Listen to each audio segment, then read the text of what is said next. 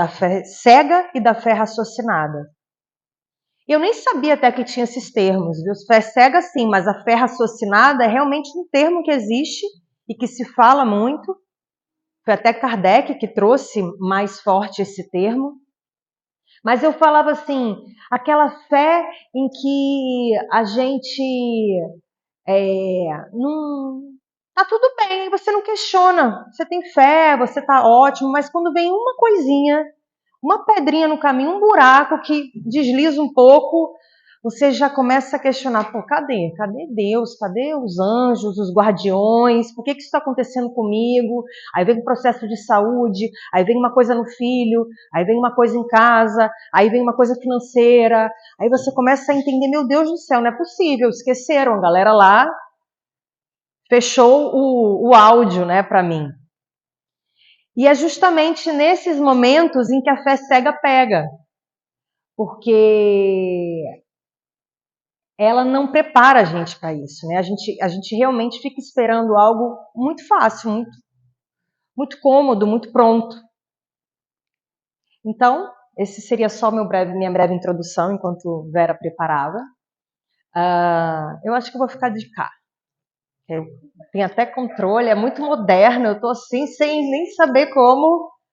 Bom, eu vou falar um pouquinho de história, um pouquinho de biologia, um pouquinho do espiritismo, né?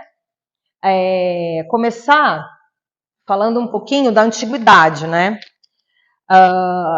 Desde o princípio, né, da humanidade, a gente tinha vários desafios para se perpetuar como espécie, para conseguir passar por vários desafios gigantes que tinham, como pestes, guerras. Então a gente precisava ficar unido, a gente precisava se encontrar em comunidade. A gente não tinha habilidades cognitivas que a gente tem hoje, como, né, escritas e maneiras de passar conhecimentos. Então era realmente assim, uma pessoa fazia um desenho ou conversas ao redor da fogueira, em que contava uma história, e aí o próximo contava uma história, e assim se sabia sobre ou algo que fosse, né, do cosmos, porque eles ainda não tinham essa noção Deus, espírito, céu, inferno, era muito conectado à natureza, totalmente conectado à natureza. Na verdade, nós éramos natureza, né, e depois nos afastamos disso.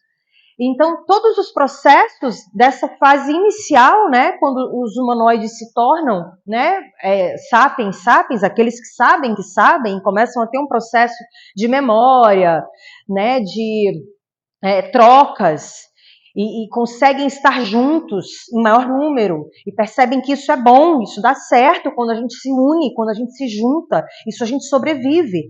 Então, o objetivo era a perpetuação. Era a gente não ficar reduzido, porque se a gente ficar reduzido, a gente se extingue. E nós nunca fomos, até hoje não somos uma espécie que sobressaímos em questão de sobrevivência em relação aos outros animais, principalmente os mamíferos. Porém, nós temos a capacidade intelectual, então a gente tem um processo de pensamento mais elaborado. E isso nos assegura, nos deixa no topo da cadeia, né? Então, seguindo esse princípio, a gente precisou realmente ir construindo essas crenças, essa fé totalmente cega. A gente nem entendia o porquê, nem se existia questionar. Era só repetido mesmo, aquilo que a pessoa, né, o princípio, que eram a maioria das vezes matriarcas, as mulheres que guardavam os conhecimentos e que iam trazendo esses conhecimentos em relação ao que seria fé. Então, as pessoas só repetiam. E assim foi se seguindo, né, até que a gente chegou em períodos da humanidade em que a gente já elaborava mais algum conhecimento, a gente já tinha escrita, a gente já tinha, né, uma noção de memória, a gente já tinha povoados, a raça humana não precisava mais tanto se perpetuar. A gente ainda tinha questões como pestes, guerras, e através disso o controle era um pouco necessário. Então, a fé cega se perpetua. Porém, nesse período, né, que seria assim, se a gente for ver Grécia Antiga, isso do período romano, os egípcios, também era importante para um controle dessas pessoas. Então já se tinha, né, os escravos, já se tinham aqueles que trabalhariam para eles, e então se perpetua ainda essa questão desses dogmas, né, de você crer sem questionar. Não existia um questionamento. É isso e pronto. Quem questionar é eliminado.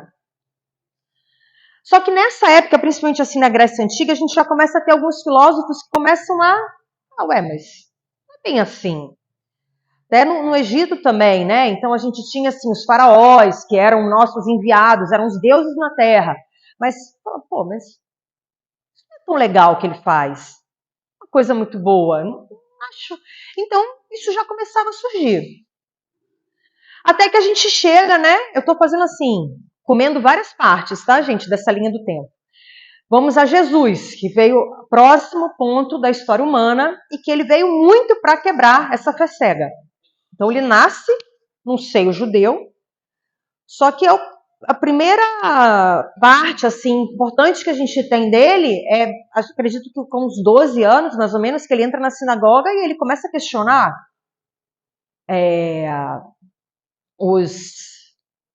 me fugiu agora, os rabinos que estavam ali organizando os rituais, e ele questiona e já começa a estranhar, aquilo começa a vir para ele, e isso assim segue a vida dele, né? Ele vivia em questionamentos, ele não aceitava, ele não entendia ofertas que se faziam, então vinha o imperador da época, fazia uma crueldade, mas ele já sacrificava não sei quantos animais, tá perdoado.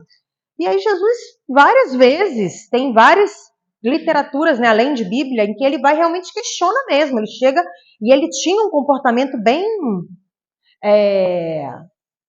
forte, assim, né, de falar mesmo a verdade, fosse a quem fosse. Tanto que eu pego aqui uma parte muito importante dele, em que ele vai passando por situações, ele vai fazendo milagres, vários, né, que na verdade ele sempre deixa claro que não eram milagres que ele fazia, que era a própria fé da pessoa que fazia aquilo. Essa é uma que é muito importante, assim, muito especial, que era a mulher que ela tinha um sangramento constante e nada curava ela.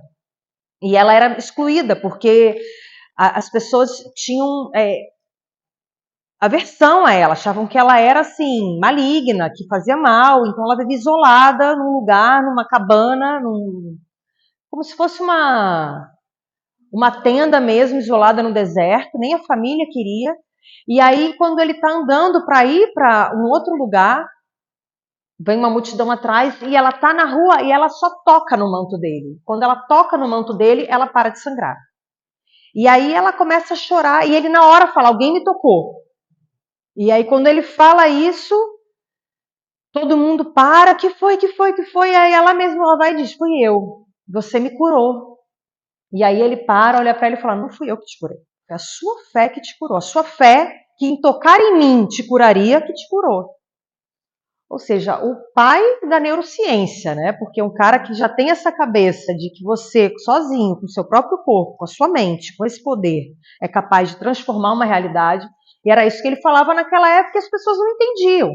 As pessoas ouviam muito, mas elas realmente quiseram trazer Jesus como um futuro chefe, né, de igreja, alguém assim. Não era o que ele queria. Ele tem até um momento no Sermão da Montanha, em que ele tem uma passagem que é bem forte, que ele fala, ai de vós, escribas e fariseus hipócritas, pois que sois semelhantes aos sepulcros caiados, que por fora realmente parecem formosos, mas interiormente estão cheios de ossos, de mortos e de toda a imundícia. Então, escribas, fariseus eram realmente as pessoas que detinham o poder naquela época. E ele fala isso assim abertamente, nesse sermão que reuniu pessoas de variadas crenças, né? Bom, quando hoje o mestre bem surge, né, nosso grande professor, todo mundo acha, uau, agora, ele chega até o momento final em que ele desencarna dizendo, galera, tenham fé, que aqui não acaba, tal. E não, a gente não conseguiu. Resultado, surgiu a Igreja Católica, em que não trouxe essa mensagem, o mestre, né? Estou falando sem generalizar, mas trazendo a força do que foi. Logo após Jesus, Logo após, assim, tempos depois, né, os apóstolos se seguiram e foram se formando centros, né, para trazer essas falas do mestre.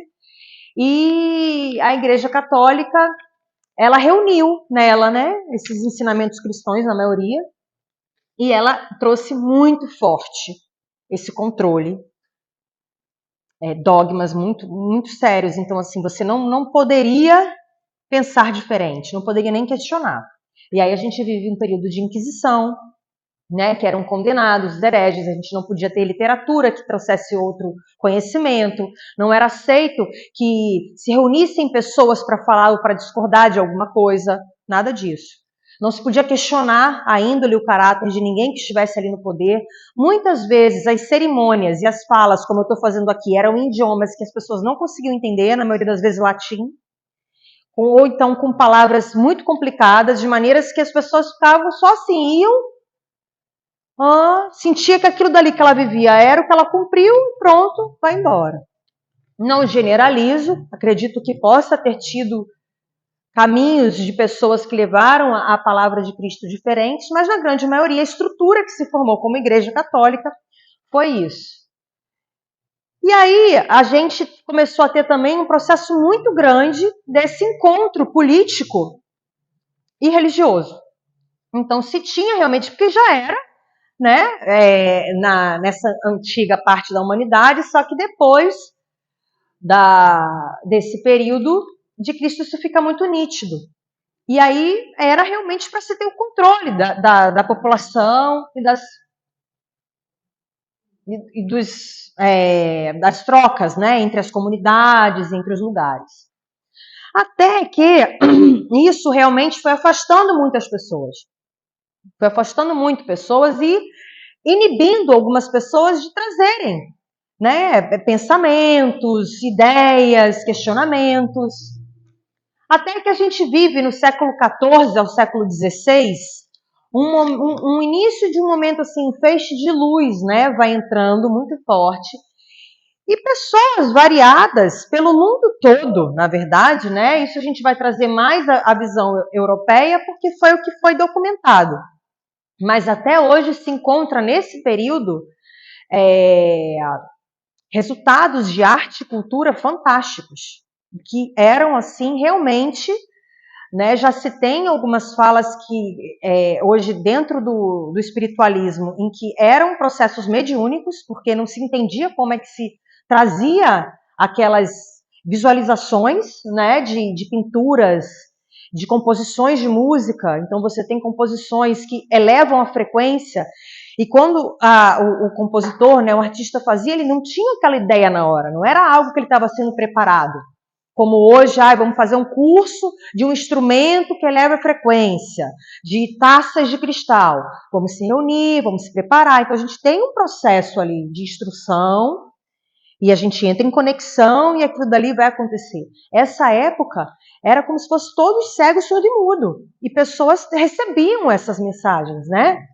Em arte e cultura.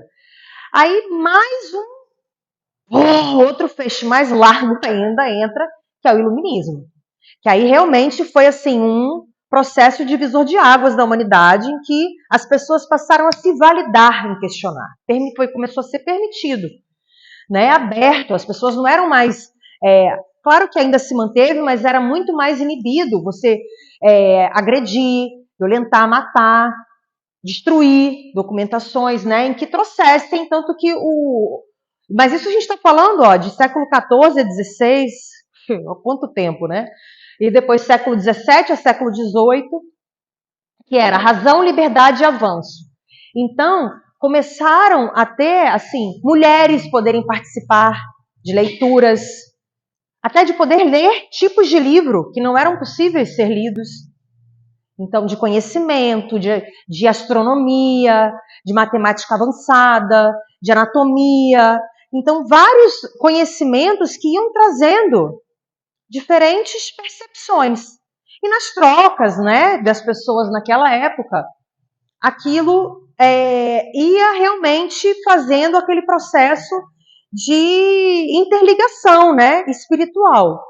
Na minha visão, tá, dentro disso que eu vejo, tem pessoas novas aqui, crianças e adolescentes, por exemplo, que já vivem com muita naturalidade a possibilidade, né, de pesquisa, de buscas de conhecimentos diferentes, né? A gente hoje, tendo a internet, a gente é capaz de buscar o que a gente quiser sobre qualquer assunto. Até que eu me pasmei há um tempo atrás, que era, existe já tutorial como se matar, tutorial como fabricar um veneno caseiro, tutorial de como fabricar uma bomba caseira, coisas assim que você jamais imaginaria que pudessem circular livremente, e hoje tem acesso, como também tem acesso a coisas maravilhosas. Então, essa liberdade que a gente tem hoje de busca, de procura, ela não existia. Não existia muito menos para as mulheres, né? E também para as classes sociais mais desfavorecidas. E mesmo as favorecidas, elas também tinham um certo limiar do que poderia ser estudado ou não. Porque tinha vergonha da família, não podia ser um questionador. Então, a gente hoje vive, né, com a glória, né, claro, talvez a gente viveu aí também, e a gente hoje vive aqui, né, mas esse momento espiritual, ele é um momento de libertação. Então, depois do iluminismo, e eu acredito que o século XVIII veio esse preparo muito grande, que preparou a frequência da Terra para a gente começar a receber espíritos que já trariam movimentos assim de grande upgrade para a humanidade. Então a gente tem realmente, né, nesse período, a gente tem Tesla, a gente tem Jung, a gente tem Kardec, a gente tem Einstein, a gente tem vários que vieram. É um período assim de muita luz para o conhecimento. Ampliou muito esse canal, né, do mundo espiritual com o mundo terreno. Então aqui eu já me perdi, mas faz parte. Esses papéis é só para... Aí o que acontece? Agora vamos para Kardec. Isso aí a gente vai... Tinha, na época, uma história, né? Como tinha esses tabus todos, tinha várias coisas escondidas, camufladas, como hoje ainda é provável que exista de um lado ou outro. Mas naquela época eram muitos lugares que faziam encontros, por exemplo, aqui naquela época a gente teria que fazer um encontro secreto, a gente não podia estar assim, luz acesa, porta aberta, botando na internet, venham, vamos falar sobre espiritismo. Jamais. Naquela época era uma coisa super escondida, que ninguém podia falar muito, e mesmo assim era de certa forma assim, as pessoas de fora meio banalizado, meio ridicularizado, uma coisa meio, falcatrua, magia, não tem.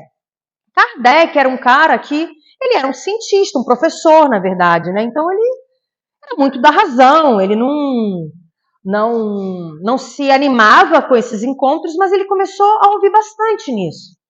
E aí ele falou, quis ir ver como é que era. E quando ele foi, ele se surpreendeu, né? Até dizem que, na verdade, não é que ele se surpreendeu só com os fenômenos em si, mas que ele sentiu algo diferente. Ele sentiu internamente algo diferente. E ali inicia um trabalho em que ele começa a fazer uma pesquisa mesmo, um trabalho científico. Ele começa a analisar, a procurar, a entender. E aí ele tem uma ideia, que tem também um lado que dizem que não foi uma ideia, que foi o próprio espírito que estava numa dessas reuniões que falou com ele, que ele começasse a realmente enviar as perguntas. Então ele fazia o quê? Ele pegou várias perguntas que ele tinha, e mandou para várias pessoas do mundo. Diferentes, pessoas não se viam. A mesma pergunta. E elas vinham com a mesma resposta.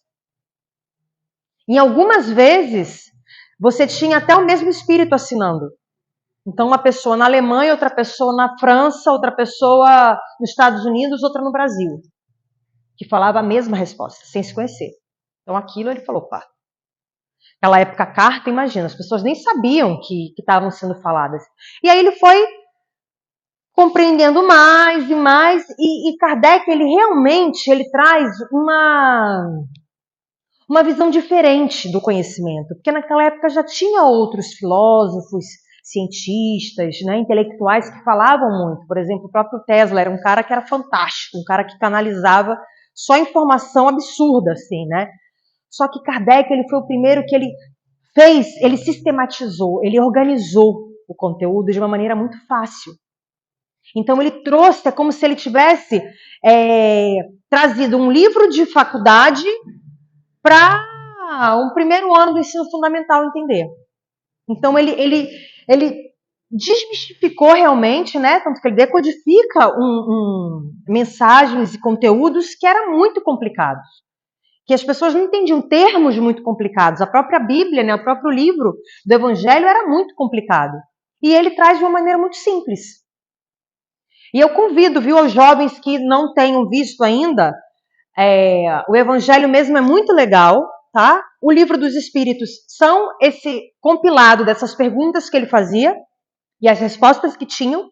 Então tem tudo. O que é Deus?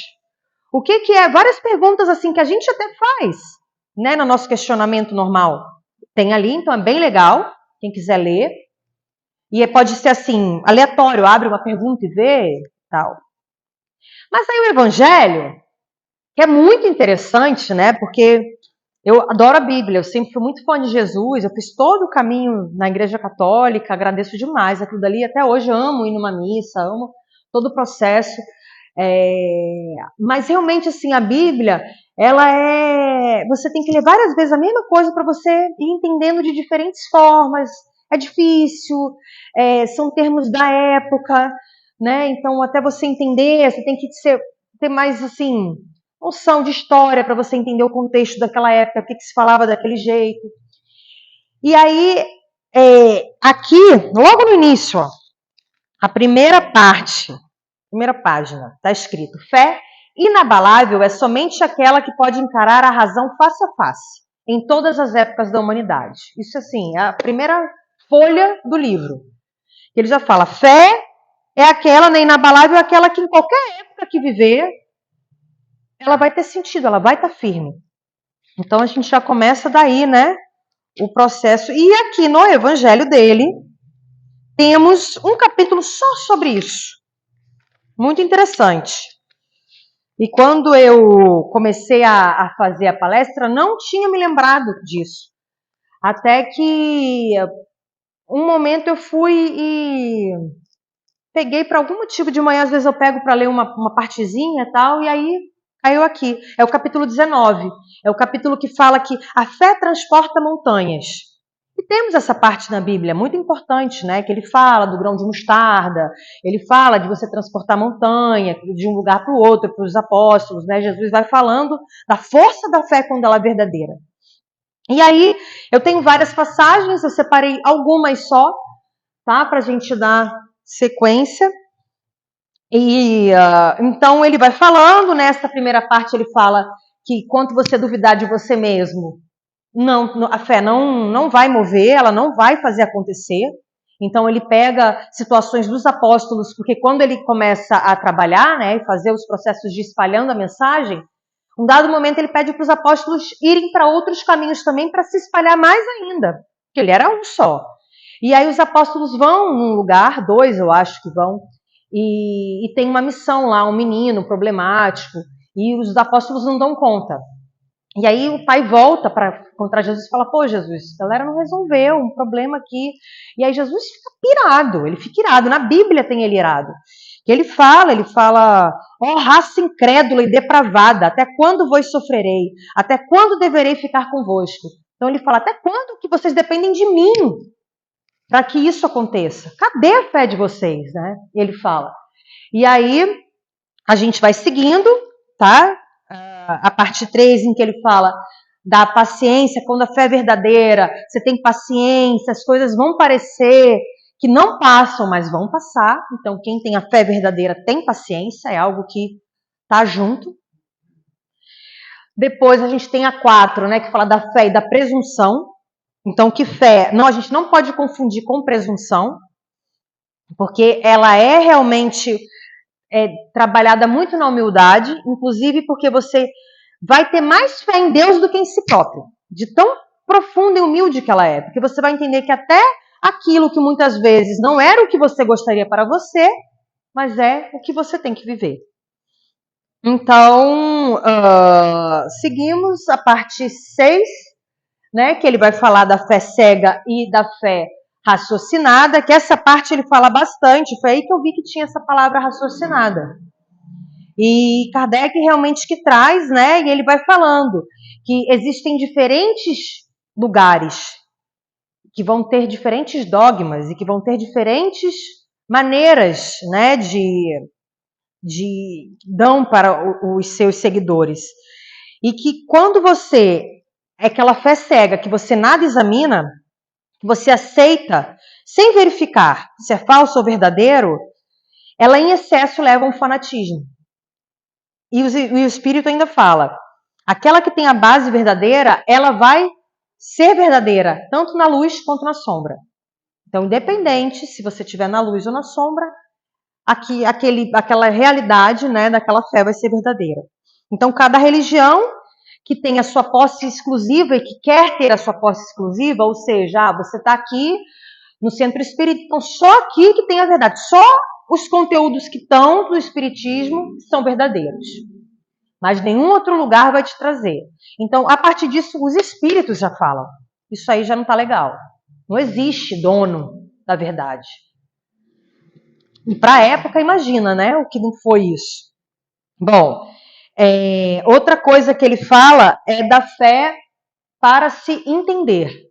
Que não adianta você ter uma fé em que você não compreenda o que está falando. Lembrei bastante de você, Vera. Viu? Porque você sempre me deu sacudidas boas nesse assunto. Que não adianta. Não adianta você pegar e ler e decorar os 10 mandamentos, que você entendeu o que é aquilo. Você nunca vai ter realmente fé naquilo que você está lendo. Você não vai realmente acreditar naquilo fielmente, porque aquilo não faz sentido para você. Então ele fala, você tem que, sobretudo, compreender, a fé cega não pertence mais a esse tempo. E isso, gente, quando é que foi o Evangelho? Aí. Ele fala que já não era daquele tempo a fé cega. Imagina, que a gente ainda tem até hoje. E então, né, o maior número, ele diz que o homem, quando ele renuncia ao raciocínio, ele também vai renunciar ao livre-arbítrio. Né? O livre-arbítrio, para quem não tem essa palavra, é a livre, espontânea movimento do que você sente, do que você quer. Independente, que tá todo mundo aqui falando, não faz isso. Mas o meu livre-arbítrio é o que eu tenho em mim, meu movimento, né, interno. Então, seguimos. Aí vai para a parábola da figueira, que ele fala realmente já, né, das pessoas que vêm propagar a fé. Então, quem não propaga uma fé em que vai deixar frutos realmente, em que faz com que as pessoas realmente transformem aquelas vidas, aquilo vai secar e não vai ter propósito. Então, as doutrinas, né, os centros religiosos em que não se tenham essa frutificação, que as pessoas realmente não prosperem, não tenham essa fé irradiada, não vai se acabar, vai ser perceptível. Aí vai tendo essa parte que é a última, porque a 12 eu vou deixar para o final, em que ela fala que a consciência, né, que é muito interessante, que ele fala, amai a Deus, mas sabei por que o amais. Não é só ame a Deus. Mas por que eu vou amar a Deus? O que tem ali para eu amar? Então, o tempo todo os espíritos vão falando, entenda por que você tem que amar a Deus. Perceba, encontre em você essa lógica. Porque se você não encontrar, você não vai amar verdadeiramente. E aí ele fala, acreditar em suas promessas, mas saber por que crer nelas. Segue nossos conselhos, mas conscientes do objetivo que vos mostramos e dos meios que indicamos para o atingir. Acreditai e esperai, sem nunca fraquejar. Os milagres são obra da fé. Aí aqui eu vou esperar esse 12, que eu vou falar no fim, tá? Que a gente já está indo. Então, o que aconteceu?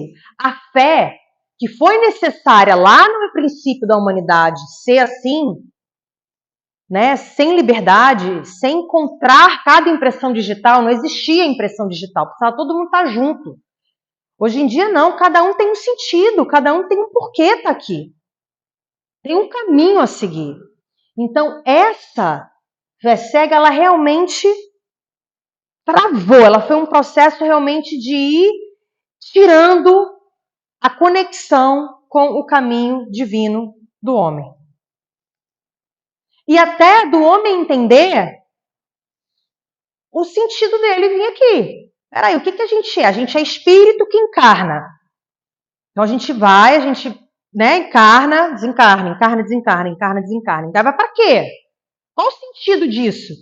Desse giro a ficar acontecendo?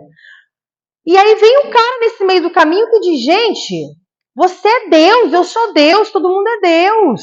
O que você quiser, você faz. Que foi o professor Jesus. Ele veio e ensinou a gente. Poucos aprenderam, né? Porque depois de um tempo, mesmo os que ouviam, falavam, cara, mas não consigo fazer em mim. Ele consegue multiplicar todos os pães e peixes ali, cadê? Eu tô passando um perrengue aqui, um monte de boleto para pagar, cadê? Então a gente vai trazendo e aí isso vai afastando a verdadeira noção da fé, que ela realmente vai fazer esses poderes, ela realmente tem o poder do milagre. E aí como, né? Como? Acho que é esse período um pouco que a gente se encontra. E aí o livro também fala, no livro dos Espíritos, se eu não me engano, não sei se é 322, 223, alguma coisa assim, é uma questão em que ele fala, num dado momento, o Espírito fala, não adianta nada também ter fé, seguir tudo, ser todo certinho, botuado e não ter moral. Não adianta. Não adianta. Não adianta você fazer à risca. Ser bom, não é que ser ruim, assim, com os preceitos você seguir lá, não matarás, não será adúltero, não roubarás, mas você não tem moral. Interna mesmo, que vai ser testado, porque a vida são experiências, né? É videogame, a gente vai passando vários testes para ir vendo se aquilo que a gente realmente está usando vale, ou se não for, perde a vida. Então a gente precisa primeiro criar consciência, né? Primeiro ponto da história, de que a gente vive o nosso caminho. Então assim, eu vivo o meu caminho, Daisy vive o dela, Kátia vive o dela, Nelma vive o dela. Cada um aqui vive o seu caminho. Ninguém tem como saber do caminho do outro, controlar o caminho do outro. Então esse já é o primeiro ponto, que qualquer lugar que a gente frequentar ou for, ou estiver, né, pensando em fé, a fé ela também precisa ser individual. Eu não posso repartir a minha fé com os outros. Então, se eu estou aqui com a galera e todo mundo diz, não, gente, ó, acredita que é isso, eu vou acreditar, porque está todo mundo acreditando. Não. Então, a fé ela é individual, o caminho é individual, o sentido daquilo é individual. E aí eu trago um ponto que, para mim, Jesus ele veio ensinar isso, só que a gente não tinha esse nome. Mas era isso que ele veio ensinar, neuroplasticidade. Ele veio ensinar que a gente é capaz de transformar qualquer coisa, cara. Você tem aqui água, tem outra passagem dele que é incrível, que é do azeite, né? E do vinho, e do peixe, e do ferimento. Ele ressuscitou um cara. Então, como é que ele tem essa capacidade de fazer algo que pra gente aqui, até hoje, então passou esse tempo todo, mas até hoje pra gente é impossível. Ninguém aqui consegue pegar um peixe e fazer virar vários. Será que não? Porque será que a gente está procurando só assim, a mágica? Ah, pega o peixe, multiplica o peixe. Mas será que não tem algo em torno daquilo, em eu ter o peixe e eu ofertar o peixe, que aquilo se multiplica? Será que não é um outro sentido, né? E a neuroplasticidade mostra isso. Nem sempre a gente vai, e a gente começou a trazer esse termo muito pelos traumas, né? Impossibilidades que se acontecem. Por isso, muito assim, pessoas sofrem um acidente. E aí ela fica sem andar. Então, o que foi sendo descoberto? Que através de estímulos de áreas diferentes, você consegue muitas vezes retornar àquela função. Sem precisar ir para aquela área que de repente já foi, apagou. Então você vai acender outras áreas que vão trazer aquela mesma função. E isso, será que não é um sentido do que a gente está falando? Será que às vezes a gente não já vai, perdi o movimento da perna, não, então eu vou andar. Perna, vai, perna, vai, perna, vai, perna. E quais serão as outras maneiras daquilo acontecer? Então, dentro da neuroplasticidade, né, ela é a capacidade do cérebro de se reorganizar, criar novas conexões e até mesmo modificar estruturas em resposta a pensamentos, emoções e experiências. Então, o quanto que, a partir do momento que eu tenho um impedimento, que algo aconteceu comigo, e ali eu fiquei, né, sem algo físico, vamos pôr, sem andar. o quanto que o meu pensamento e a minha emoção não vai afetar esse processo. Total. Não é o quanto, é o total. Isso vai afetar totalmente.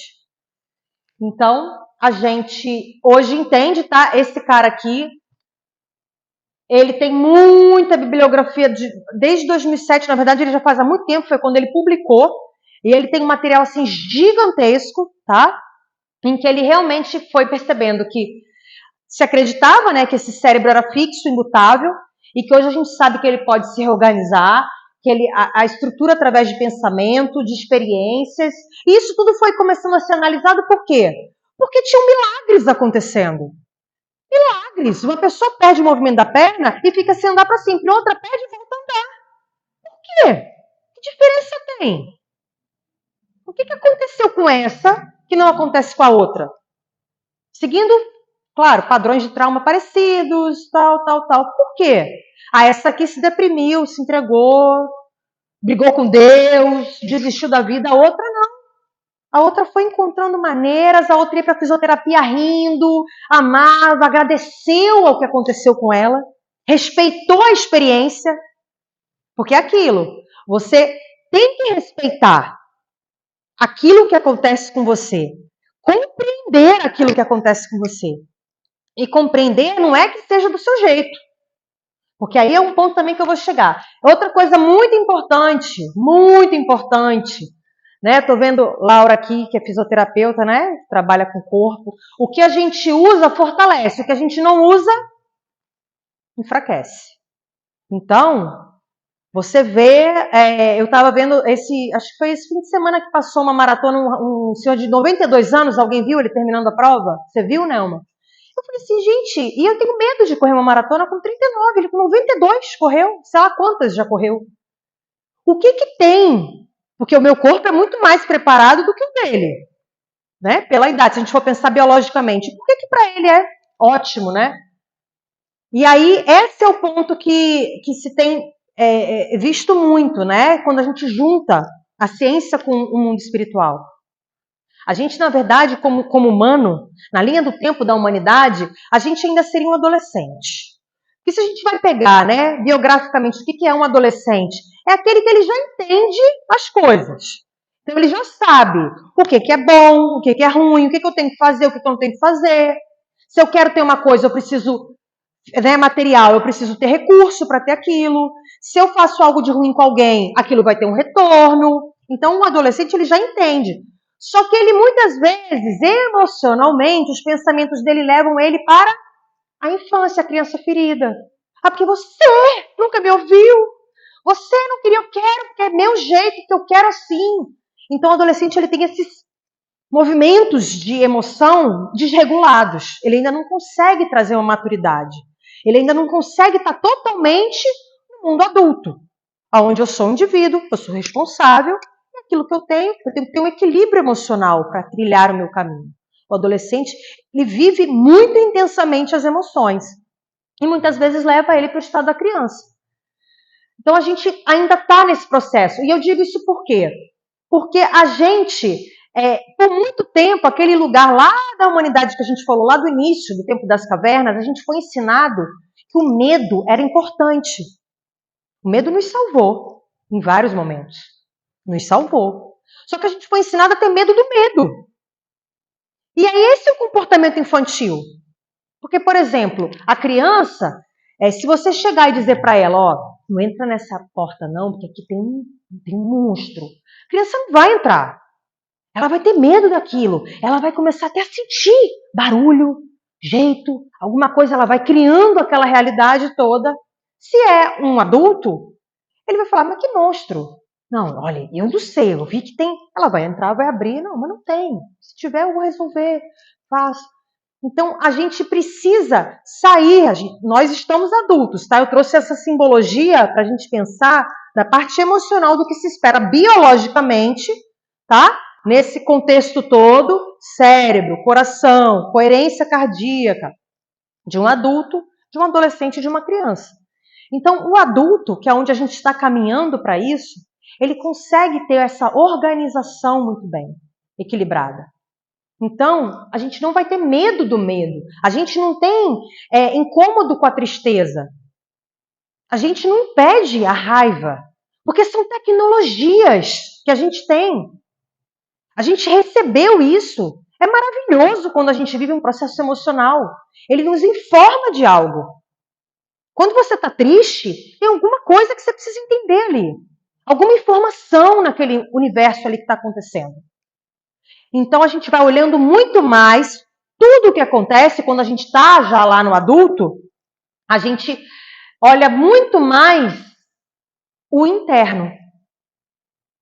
Quando a gente é criança, a gente olha muito mais o externo. Ela que fez, ela que aconteceu, por causa disso que eu não quero. E ficar no sofá com o gagal esperando a hora de dormir. O adolescente, ele vive processos conscientemente, ele sabe o que ele faz ou não faz, mas ele ainda gosta de culpar. E esse movimento da gente culpar fora o que acontece dentro, que a gente precisa crescer. Porque isso seria a base desse movimento da fé, do milagre. Então, a fé raciocinada, né, é aquela fé em que a gente vai... Já foi tudo aqui, eu nem sei mais onde eu estou. Foi. É aquele movimento em que a gente entende, e aí, gente, cara, olha, eu já li esse evangelho, já li a Bíblia, mas eu nunca tinha parado para ver. É de um espírito protetor, assim, ele se intitula, tá? Ele foi em Paris em 1863. Olha o que esse cara escreveu. Ou essa mulher, né? Não sei. O espírito protetor pode ser, ou nem ter nada de ela ou ele. Mas olha o que vem, olha a informação que vem. A fé é o sentimento que nasce com o homem sobre o seu destino futuro. É a consciência que ele tem de suas imensas capacidades, cujo germe foi nele depositado, a princípio adormecido, e que lhe cumpre no tempo fazer germinar e crescer por força da sua vontade ativa. Ou seja, né, você recebe um germe e você...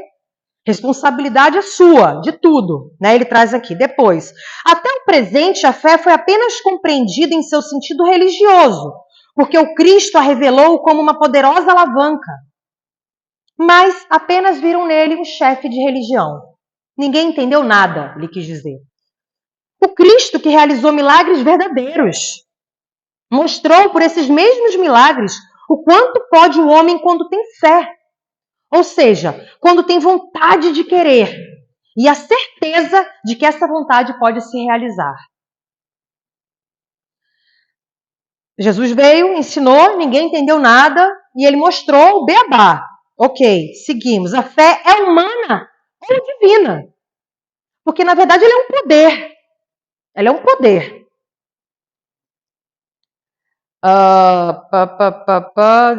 Conforme o homem aplica as suas capacidades em relação às necessidades terrenas ou aos seus anseios celestes e futuros. Então, conforme você vai aplicar esse poder, ele vai ter uma função, ou aqui na Terra ou no céu. Tanto faz. Isso ele quis dizer o quê? Encarnado ou desencarnado, a fé ela é sinistra do mesmo jeito, é um poder maravilhoso. O homem que tem muita inteligência, gênio, que persegue a realização, que vai atrás, ele triunfa. Por quê? Porque ele tem uma certeza imensa dessa força. Então ele até traduz que às vezes você não pode nem estar falando, eu sou homem de fé, eu tenho muita fé, você não pode nem estar trazendo essa nomenclatura. Mas essa força interna de você desejar realmente realizar aquilo, ter aquela vontade do querer mesmo, aquilo acontece. Aquilo acontece. E aí a parte assim, né, que ele fala, né, a fé não há tendências mais que não possam ser vencidas. Então não tem mal que fique quando você tem fé.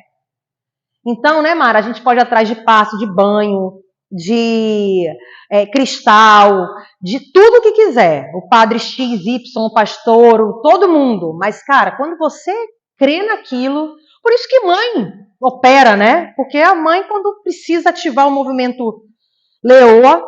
Agora, olha essa parte. O magnetismo é uma das maiores provas do poder da fé colocada em ação.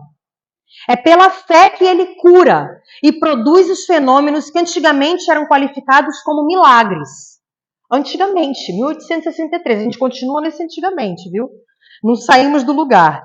E eu repito, a fé é humana e divina.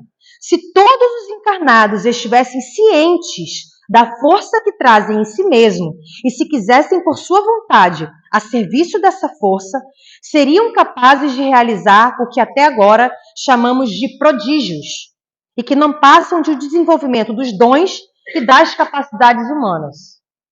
Ou seja, vamos sair todo mundo aqui, ó, estourando de poder. Coragem, né? Que a gente fala muito assim, você tem que precisar de fé. Então tem uma situação, tô com medo, tá difícil, né? A minha caverna que eu entrei, eu vivi um processo esse mês bem complicado com a minha filha, e era muito sobre o medo, a gente falava muito sobre medo, ela me trazia, eu tô com medo, eu tenho medo, e eu falava, tenha coragem, minha filha, tenha coragem.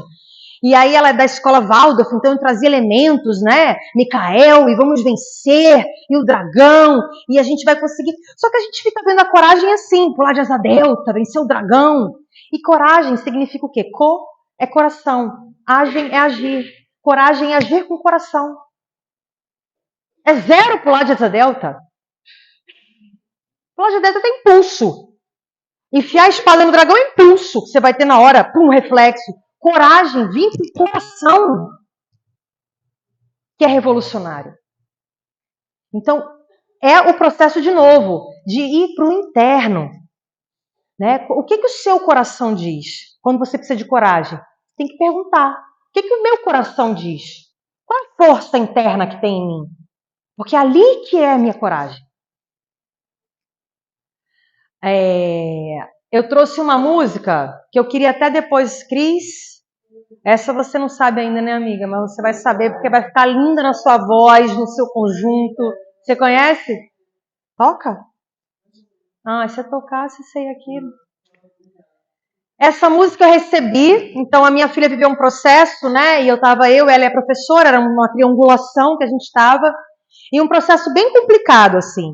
E eu já estava, assim, desistindo. Eu vim aqui vários dias aqui no centro e orava, e falava, pô, cadê a galera? Cadê todo mundo? Que eu não sei mais onde ir. E eu chorava realmente, assim, eu não encontrava saída.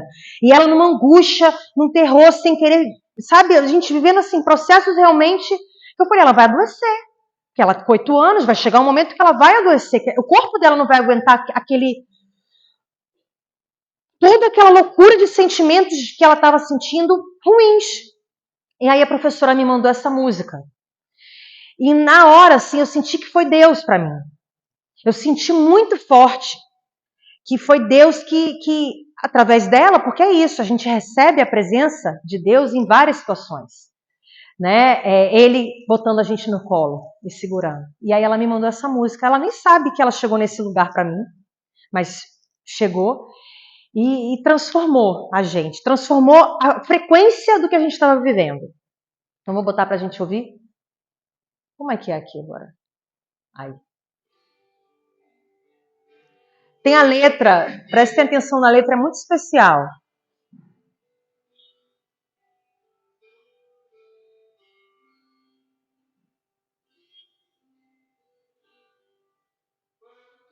Se você tiver coração tão estado e sol, quando que a voz de dentro lhe disser, linda com poeira e pó, quando tudo que você puder for chorar, sem saber como se despedir de passados tão bonitos que precisam ficar, o tempo nos exige seguir. Quando o fio lhe couber nas mãos, lá for o que convier, tudo mais importa ter razão, e a verdade é só de quem souber.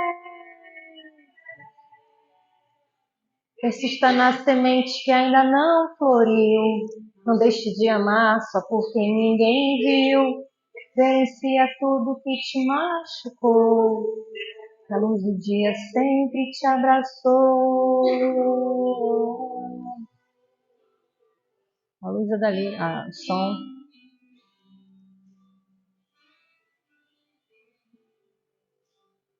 Ela mandou essa música com um compilado de fotos dela com a turma, dos 3 anos, né, de... Se você tiver for um coração cansado e só, quando a voz do vento lhe disser, toda estrada tem poeira e pó. Quando tudo que você puder for chorar, é como se despedir de passados tão bonitos que precisam ficar, pois o tempo nos exige seguir. Quando o fio lhe couber nas mãos, fica lá for o que convier. Quando não faz, possa ter razão, e a verdade é só de quem souber.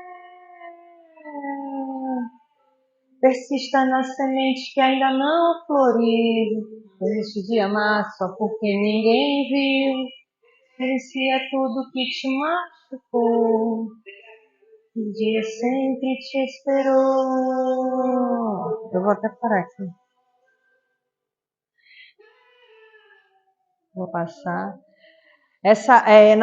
O sentido, né? E é isso que eu trago, juntando agora o fim, né? Cheguei ao fim, mas que eu quis entender. E essa música eu acho muito interessante, porque ela fala assim, não é que a gente vai não ter uma vida com problemas, com questões e desafios, mas sempre vai ter uma semente que ainda não floriu.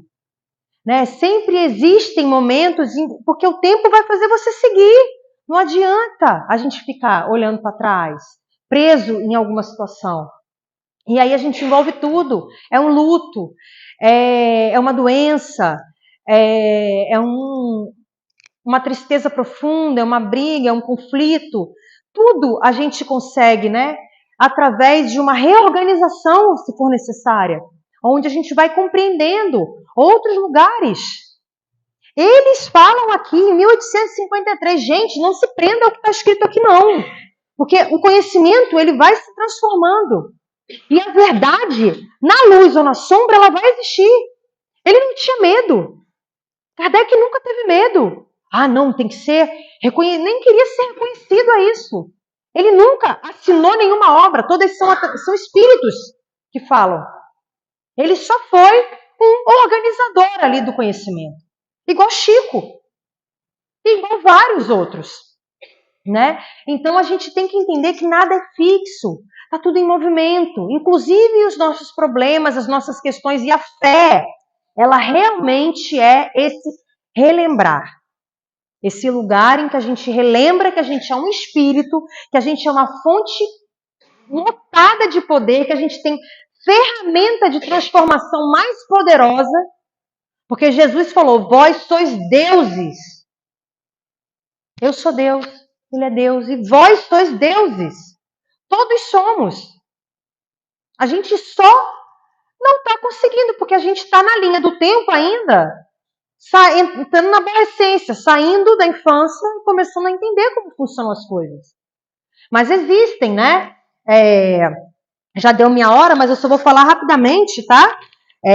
Comprovações científicas, em que apenas imaginar um movimento ativa os mesmos circuitos cerebrais que executá-lo. A oração, a meditação, a fé, né? Acreditar, visualizar a realidade modifica a biologia do corpo. As emoções não são apenas sentimentos subjetivos. Elas influenciam profundamente a estrutura e função do cérebro. A fé raciocinada, ela nos ajuda a regular emoções, que impacta diretamente na saúde mental e espiritual. Então aqui tem, o mesmo Dói de 2007, o mesmo cara. São referências em que se já tem pesquisa que comprova a força da oração, da meditação. E aí a gente vai falando, boa alimentação, sono, pensamentos bons, estar com pessoas ao redor que te dão pensamentos bons, em que você troca conhecimentos bons, músicas boas, tudo entra e tudo faz uma transformação. Então é isso.